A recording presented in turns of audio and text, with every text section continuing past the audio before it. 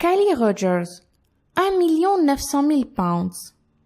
À seulement 16 ans, l'Anglaise Callie Rogers a gagné 1 900 000 pounds à la loterie. Si vous vous dites que 16 ans est bien trop jeune pour manipuler autant d'argent, eh bien vous avez totalement raison. Peu de temps après avoir reçu son argent, Callie le gaspilla immédiatement dans tout et n'importe quoi.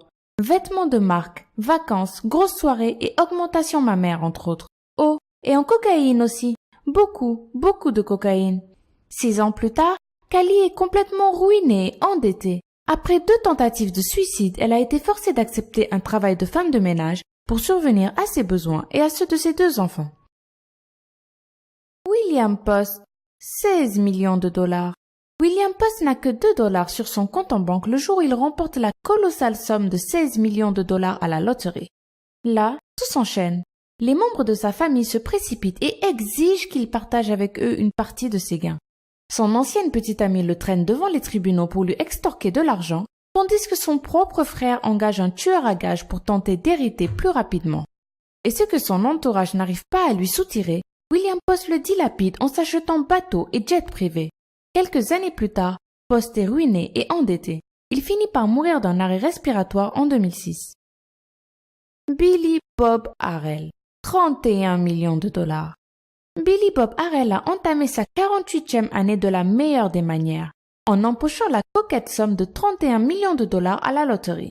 En bon chrétien, il décida de donner une partie de ses gains à son église, aux pauvres de son quartier et à ses amis. Mais, malheureusement pour lui, la rumeur selon laquelle un bon samaritain distribuait de l'argent aux nécessiteux a commencé à prendre de l'ampleur, à tel point que son téléphone n'a plus arrêté de sonner. 2 ans plus tard, le gentil Billy n'avait déjà plus les moyens de se montrer généreux. Il était ruiné et lourdement endetté. Amanda Clayton, 1 million de dollars.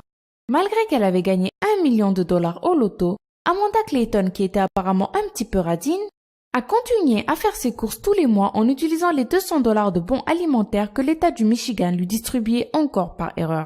L'État du Michigan lui a donc logiquement intenté un procès. Elle s'est défendue en déclarant qu'elle avait toujours besoin d'argent pour payer ses 2 maisons. Une logique implacable qui n'a pourtant pas plu aux juges qui l'ont condamnée à passer quelque temps en prison. Elle est morte d'une overdose à peine 1 an après son exploit. José Antonio Cuatoc, 750 000 dollars. José Antonio Cuatoc résidait illégalement aux États-Unis lorsque la chance lui sourit et qu'il remporta la coquette somme de 750 000 dollars. José estima que vu qu'il vivait illégalement aux États-Unis, il n'avait probablement pas le droit d'aller encaisser cet argent et il demanda donc à son patron de le faire pour lui.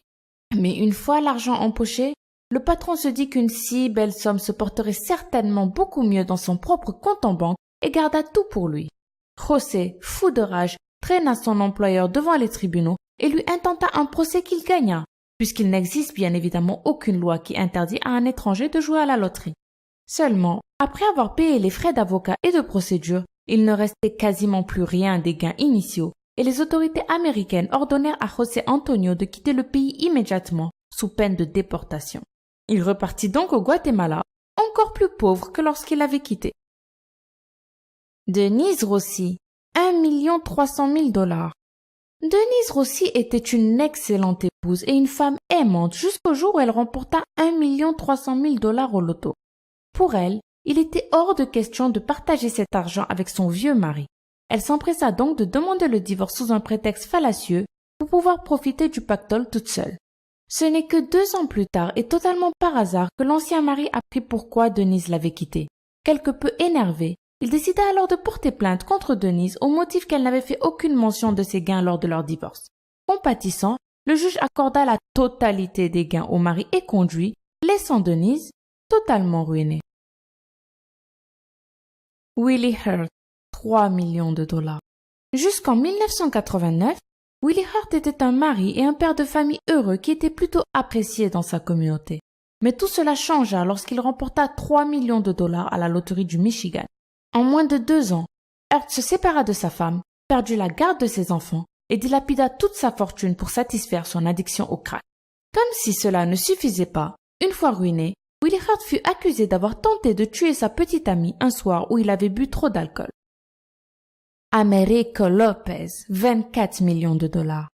Le jour où Americo Lopez remporte 24 millions de dollars à la loterie, il se dit que ce serait une bonne idée de prendre immédiatement sa retraite et de profiter tranquillement des petits plaisirs de la vie. L'idée est excellente et M. Lopez n'a omis qu'un petit détail.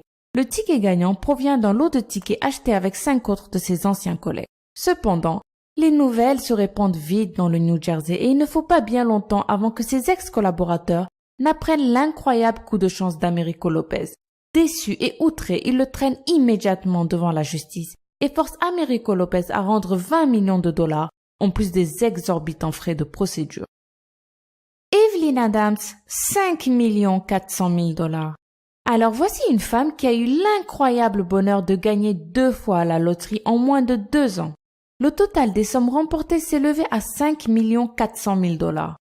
Vous vous dites sans doute qu'Evelyn Adams a considéré que la chance qu'elle avait eue n'arrivait qu'à très peu de personnes au cours d'une vie et qu'elle s'est empressée de placer judicieusement l'argent qu'elle avait gagné. Raté! Aussitôt son pognon empoché, Evelyn Adams a plutôt préféré se précipiter à Atlantic City pour jouer son argent sur les tables des 12 casinos de la ville. Mais aussi chanceuse qu'elle fut, sa bonne étoile a fini par la quitter et Evelyn s'est vite retrouvée sans le moindre sou. Elle habite désormais dans une caravane. Michael Carroll, 9 700 000 pounds.